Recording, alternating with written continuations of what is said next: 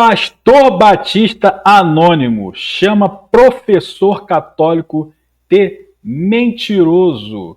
Que história é essa aqui? Vamos tratar disso aqui agora. Meu nome é Lípio de Araújo Neto, o nome que está aqui no canal, exatamente. Eu vou falar aqui da polêmica que está acontecendo aí, que está tomando conta da rede, das questões acerca de católicos e protestantes e outras denominações cristãs. Um pastor que chamou o professor católico de mentiroso. Por quê? Por que isso aconteceu? Vamos estudar esse tema aqui, vamos nos debruçar sobre esse tema, entender o que está acontecendo, por que isso está acontecendo, né? Por que isso acontece, por que essa polêmica veio à tona agora. Isso não é novo, obviamente. Venho falar aqui de um vídeo de uma semana atrás, quase, né, do domingo passado, que inclusive, de vez em quando eu assisto, a pregação do meu amigo, pastor, né? Primeiramente tem que me apresentar, sou Lípio de Araújo Neto. Eu fui criado em um ambiente católico, participei de vários movimentos, participei da renovação carismática através do Encontro de Jovens, eu participei do Opus Dei, uma vertente muito conservadora da Igreja Católica, e eu sou um cara que, assim, ao contrário da maioria dos religiosos, sempre fui muito contestador, né? Então, as minhas visões sempre foram, nunca foram bem aceitas, né? Porque eu sempre perguntava muito, e apesar de ser muito quieto, perguntava muito. E esse meu amigo aqui, ó, Francisco Espíndola, pastor Francisco Espíndola agora, auto-intitulado, pastor da Igreja Batista Árvore da Vida, lá em Niterói, ele apresentou alguns argumentos muito polêmicos contra um estudioso, professor Lucas Lancaster, professor católico, que trata, inclusive, da história da Igreja Católica, história do papado. Tem um curso sobre isso, inclusive, Lucas Lancaster. E o querido Francisco Espíndola, essa foto não privilegiou muito ele, não, mas parece Wolverine aí, né? O Francisco Espíndola apresenta argumentos muito incisivos contra a visão do Lucas Lancaster sobre a história do Pedro, São Pedro, Apóstolo Pedro, Simão Pedro, como queiram chamar, de ser o primeiro Papa. A respeito disso, a primeira coisa que eu tenho que falar é o seguinte: se você é um cara cristão, você é uma pessoa cristã, você é uma mulher cristã, um homem cristão, o fato de Pedro ter estado em Roma e ser o primeiro Papa não muda nada em nossas vidas. Primeiramente, seja você católico, protestante, neopentecostal, ortodoxo, o que quer que seja. Porque Jesus mandou dois mandamentos, que são amar a Deus sobre todas as coisas e o próximo como a ti mesmo. Se Pedro esteve em Roma ou não, se Pedro foi o primeiro Papa ou não, isso não muda em nada o mandamento de Jesus Cristo, o Deus Salvador. Tá?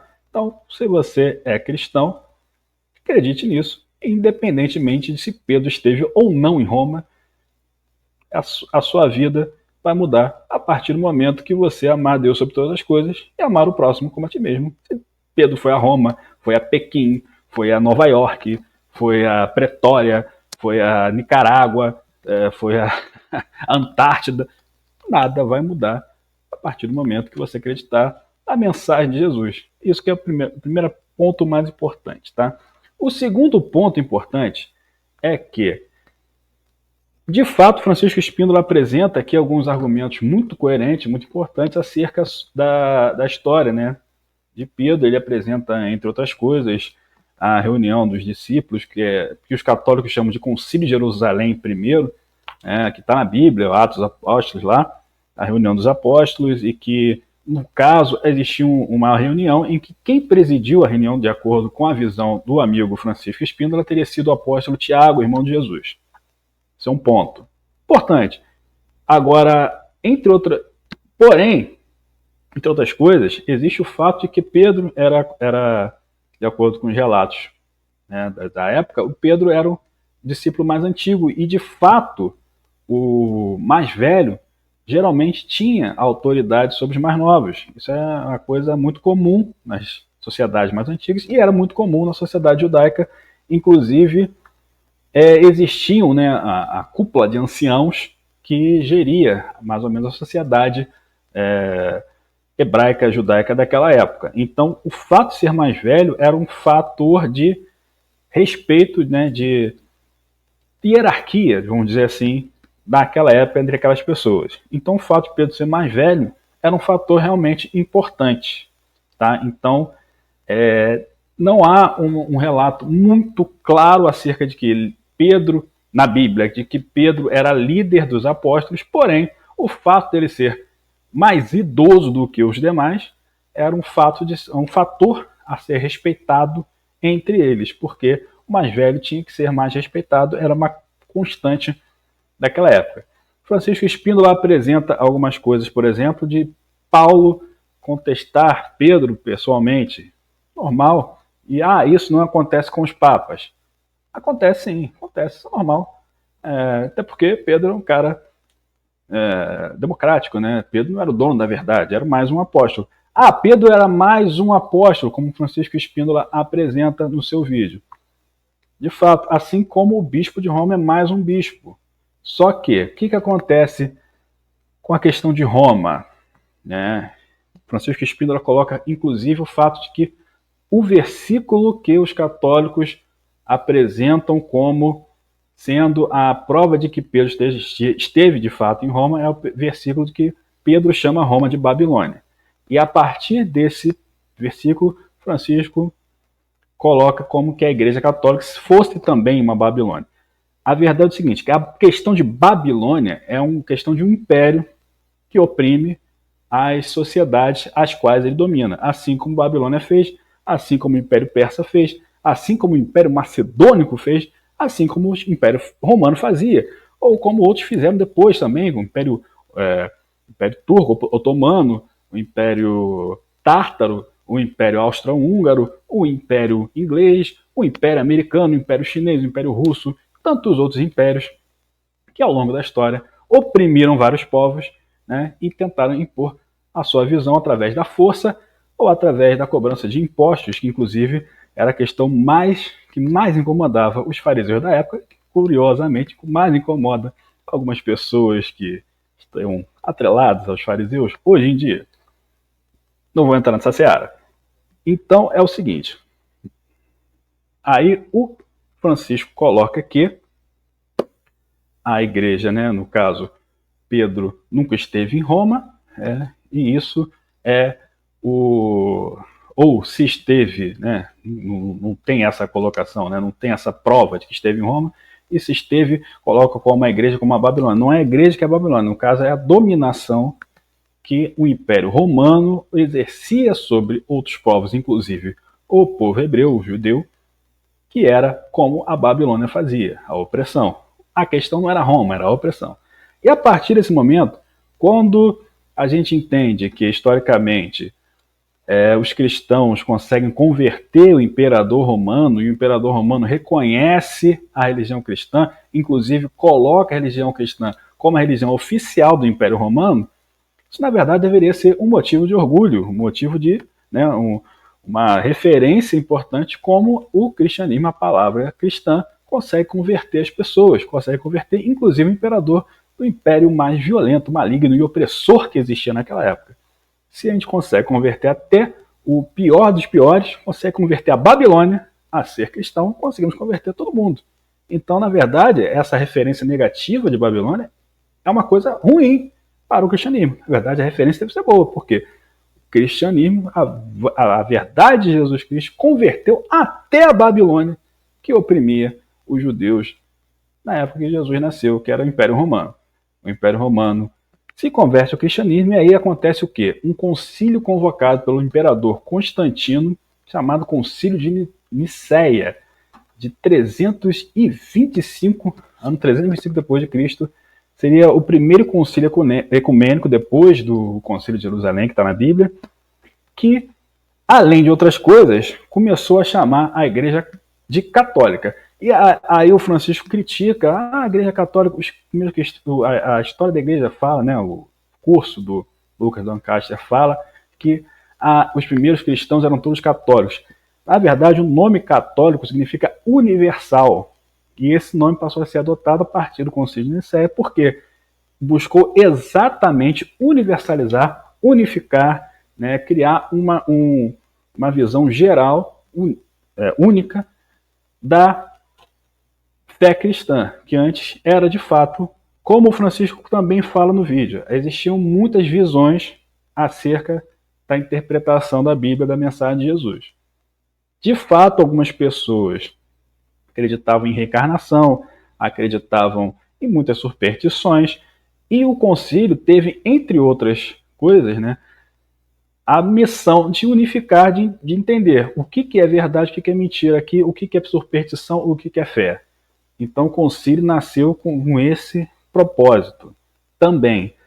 Então criou-se assim a Igreja Católica, não só a Igreja Católica, como se unificou o cânone da Bíblia, que antes, né, do concílio tinham várias comunidades cristãs, muitos acreditavam, por exemplo, na reminiscência da alma, uma visão até platônica, existia muita proximidade entre a filosofia platônica, né, da crença de que a alma existia, era pretérita ao corpo, existia a alma, depois ela entrava no corpo. E o concílio teve esse papel de unificar algumas visões, entre elas a questão da alma, do espírito, de que cada pessoa tinha seu espírito e não tinha esse negócio de reencarnação. Essa é a visão que foi conciliada pelo concílio. Tá? Concílio exatamente significa isso, conciliar. Então, entre outras coisas também teve o resumo do cânone bíblico, que antes cada comunidade tinha seu grupo de livros, estudava seu grupo de livros, e aí chegou-se a um consenso sobre os livros que, né, eram comuns a todos, e chegou-se ao cânone bíblico. E aí o Francisco, por exemplo, apresenta a visão de que a Igreja Católica acrescentou mais livros. Isso não é exatamente verdade. A Igreja Católica, nesse concílio, pegou várias comunidades que tinham vários livros que se estudavam e juntou, né, pegou ali, aceitou um geral o que era comum a todos. Inclusive a Igreja Ortodoxa copta, depois a Igreja Ortodoxa etíope, tem mais livros do que a Igreja Católica. Na verdade, tem até 5 livros a mais. Entre eles, o polêmico e elucidativo livro de Enoque. Né? Então, alguns livros, inclusive, que foram retirados do cânone hebraico, mas não foram retirados do cânone hebraico apenas por serem falsos. Por exemplo, muitos deles foram retirados porque simplesmente os hebreus, os judeus da época, eles, muito tradicionalistas, retiraram os livros que eram escritos em grego e mantiveram no seu cânone os livros que eram escritos em hebraico. Foram 39 livros. Exatamente os mesmos livros que os protestantes mantiveram em seu cânone a partir da Reforma Protestante de Lutero de 1517. Então não é que os livros sejam exatamente falsos. Muitos desses livros ou simplesmente não tiveram a sua origem comprovada ou tinham um estilo diferente de literatura dos demais livros, ou simplesmente estavam escritos em gregos. Estavam escritos em grego. O livro de Enoque, ele é claramente, o Enoque, ele já começa o livro dizendo que ele não é divinamente inspirado. Então, beleza. E ele sai do cânone por causa disso, muitas vezes, talvez. Porém, na Igreja Ortodoxa Etíope, ele foi mantido, porque a Igreja Ortodoxa Etíope, ela tem uma origem que remonta à época lá da rainha de Sabá, que foi visitar Salomão. Segundo alguns historiadores, teria tido um filho com ele. Era uma coluna judaica muito antiga e manteve essa mesma relação de livros, esse mesmo cânone desde aquela época, e acrescentou apenas os livros do Novo Testamento. Inclusive, o Novo Testamento ele é o mesmo, tanto para católicos, protestantes e ortodoxos. Porém, o Antigo Testamento tem essa diferenciação que, muito em parte, é por causa da língua originária dos livros, nos quais os livros foram escritos. Tá? Além da contexto, assim, cara, se você for levar em consideração a questão de literatura, o Gênesis está fazendo hora extra aí no Antigo Testamento. Depois a gente pode falar mais do Gênesis, que tem muita coisa que a gente pode falar do Gênesis. Mas, por exemplo, não vou nem falar. Depois eu quero falar com o Lucas e com o Francisco a respeito do Gênesis, se vocês tiverem, né? Vocês estão preparados para essa conversa sobre o Gênesis? Podemos falar sobre isso. Acho que nenhum dos dois está. Então, vamos nos remeter apenas à questão da disputa aqui entre eles, a questão de Pedro e dos livros católicos. Já falamos aqui, né? Inclusive, por que os protestantes têm exatamente os mesmos livros que os judeus, né? Isso acontece porque a reforma protestante foi, em grande parte, financiada pela burguesia europeia. A história é muito importante. E a burguesia europeia era muito influenciada pelos judeus, que na época da Idade Média, os cristãos eram proibidos de ganhar usura, de ganhar lucro, de emprestar dinheiro para ganhar lucro, por exemplo, de cobrar juros altíssimos, mas os judeus, como não eram cristãos, eles podiam.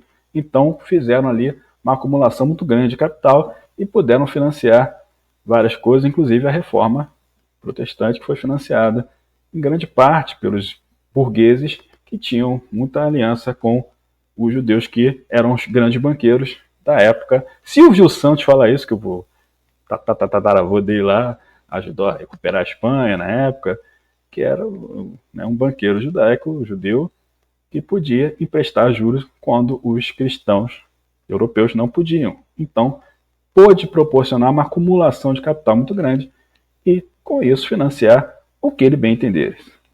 Tá? Agora, a questão de Pedro ser o primeiro Papa é uma questão de tradição da Igreja Católica. Não há como se comprovar isso, né, de uma forma histórica, porque simplesmente na época de Pedro sequer era chamado de Papa. Então tem muitos relatos de que Pedro esteve em Roma, teve relatos que Pedro foi lá, fundou a igreja, converteu várias pessoas e teria sido morto em Roma. Inclusive, o Vaticano foi construído em cima do cemitério onde Pedro foi enterrado. Isso foi uma coisa contestada pelo Francisco, né, dizendo que é uma coisa maligna, que o Vaticano foi construído em cima do cemitério. Eu acho nenhum problema nisso. Você pode estar vivendo em cima do cemitério e você nem sabe. Quantos cemitérios indígenas não pode ter aqui no Brasil? A gente está construindo em cima e a gente nem sabe, né? Então isso não é problema nenhum, né? Acho que é bobagem falar sobre isso. E como bem apresenta aí, o pessoal fala a questão de Pedro, tu és pedra, né? A passagem que alguns católicos consideram que o Pedro virou a pedra da igreja, porque Jesus falou, a passagem de Mateus 16, 18, Pedro, tu és pedra, e sobre esta pedra edificarei a minha igreja.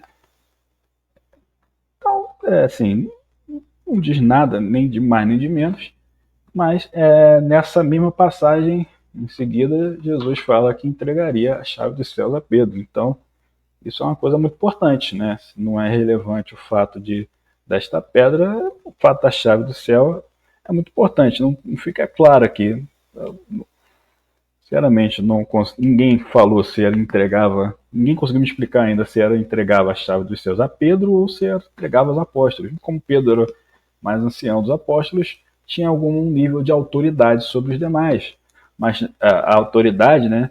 Como Jesus já havia falado, a autoridade, quem quiser ser o primeiro, seja o último. Então, Francisco apresenta a reunião, né, que o Lucas chama de Concílio de Jerusalém I, como uma prova de que o Pedro não tinha a importância devida, porque Pedro, que quem julgou, né, o mérito na reunião foi Tiago. Mas Jesus fala, quem quiser ser o primeiro, seja o último. Então, se Pedro queria ser o primeiro, ele tinha que, obviamente, ser o último. Então, quem não estava seguindo, né, no caso, seria o Tiago, São Tiago, que estava querendo ser o primeiro, né? Pedro queria ser o último, então deixava todo mundo jogar, menos ele. É uma coisa muito complexa, não é simples assim, né? Mas, de fato, o que a gente vê, assim, é que, ao contrário do que diz a Bíblia, a maioria dos religiosos quer ter razão, né? Quer chamar, né, tanto os católicos quanto os protestantes, querem chamar mais gente para a sua igreja. E, assim, é uma coisa que eu vejo. O Francisco diz que a Igreja Batista não é protestante. Não é isso que diz o site da Igreja Batista, tá? A Igreja Batista fala que é protestante sim, tá? Mas é uma coisa que eu vejo que mesmo você dizendo, não sou protestante, mas só fala da Igreja Católica. Aí vem dizer que os presbiterianos são quase católicos. Se você for olhar pela prisma de um muçulmano, o espírita é quase católico, assim como o espírita, o neopentecostal, são todos quase católicos. A prisma de um muçulmano, são todos cristãos, né? São todos anti-Alá para eles. Então, assim, não é essa questão. Quando você fala isso, cara, você está dizendo que todos, fora eu, são todos iguais, eu sou diferente, sou bolão. E todos são ruins. Não é bem assim. Cada um tem sua visão. Eu acho que para você apresentar a sua visão, você não precisa diminuir a visão dos outros. Cada um tem sua visão. Cada um tem sua aspecto. Você sabe que, né, eu fui criado na Igreja Católica, fui criado no ambiente católico, mas tem muitas coisas que eu discordo, né? Vou enumerar aqui. Mas, assim, isso não quer dizer que, por exemplo, uma fala absurda para mim do Francisco de querer que o Calvino. Os católicos falam, tem seus autores, não sei o que, Calvino, como se Calvino fosse católico. Calvino, inclusive, é o cara que mais influente no protestantismo, o cara mais influente no neopentecostalismo, no neoprotestantismo e no neopentecostalismo. Né? A questão da visão de a associação da riqueza física com a predileção divina, que é totalmente antibíblico e anticristão, inclusive anticatólico, que a Igreja Católica proibia, né? A usura, proibia o lucro, proibia ganhar dinheiro. E que Calvino surge financiado pela burguesia europeia exatamente para disseminar uma nova ideologia de que ganhar dinheiro era bom. Quem não estudou história chama Calvino de católico. Nós, gente que estuda história, não pode falar uma bobagem dessa, né? E a grande questão aqui do Lucas, né, é um pouco decepcionante, porque o Lucas não argumenta muito, né? Faz um vídeo, a gente vai deixar aqui na descrição, faz um vídeo no seu react, né, do Francisco, mas não argumenta bem, né? Não argumenta nada a respeito disso. Não sei, parece que, né, tipo, ligou para ele, pô, faz o react do meu vídeo aí, que parece que né? Não tem uma argumentação assim, bem fundamentada, bem feita. Ele até fala algumas coisas, mas poderia falar mais, sabendo que a gente sabe que tem mais conteúdo para falar a respeito disso. Então, acho que eu acho normal, né? Ele critica, né? O Lucas ele critica muito mais a questão das pessoas que deixam a Igreja Católica. Então, eu acho que ambos estão mais preocupados em angariar fiéis para as suas igrejas do que falar a verdade, né? Então, estão mais preocupados em angariar fiéis às suas igrejas do que, de fato, apresentar argumentos acerca do que estão discutindo. Eu acho que a discussão, além de ser muito boba, né? É uma discussão boba. Não vai mudar. Você vai realmente mudar de pensamento, de que você acredita, porque Pedro esteve em Roma ou não? Ah, não, porque a Igreja Católica vai mentir a esse respeito. Tá, mas por que a Igreja Católica ia mentir acerca de Pedro estar em Roma e dizer que o Pedro era chefe da igreja, quando ela simplesmente poderia falar, não, somos da Igreja de Tiago, que presidiu o concílio? Então é bobagem é bobagem essa discussão, né? É uma bobagem muito, muito grande.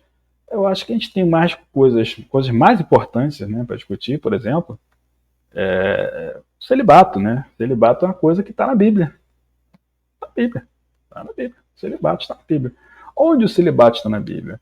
O celibato está em alguns momentos na Bíblia. Onde o celibato está na Bíblia? Vou mandar aqui para vocês. Tem passagem que celibato está na Bíblia. Por exemplo, Coríntios 7. Eu não guardo muito bem esse detalhe do númerozinho, mas eu tenho que pesquisar.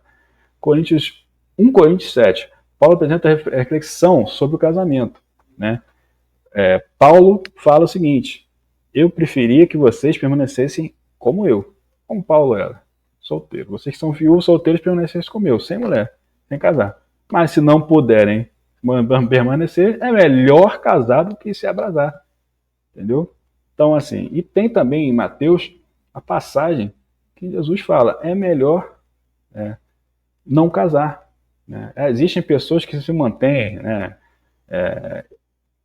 sem casamento por causa da igreja. Então, tem a passagem, claramente, Jesus fala todas as letras que existe a pessoa que não se casa para ser fiel à igreja.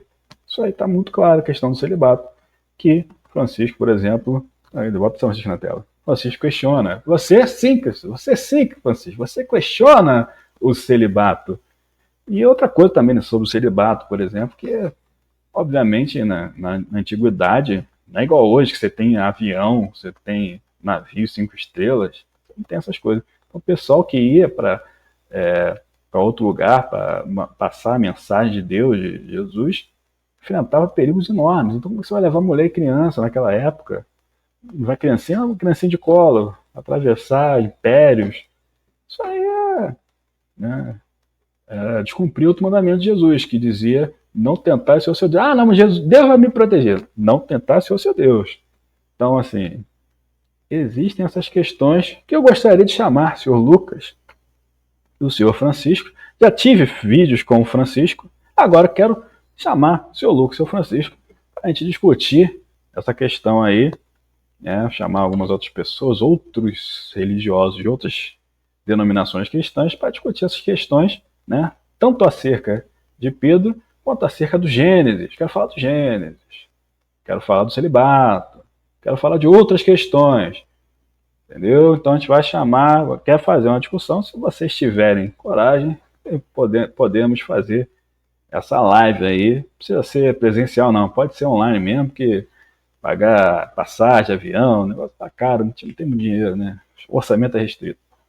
Então, fica aqui esse convite desafio ao pastor Francisco Espíndola, a ele, pastor Francisco Espíndola, e ao professor Lucas Lancaster, para discutir essa questão. Se tiverem coragem, tiverem argumentos, discute. Se não tiverem, então fica o que eu disse, pelo que vocês não disseram. Tá bom? Muito obrigado a quem me aguentou até aqui. Até a próxima. Valeu!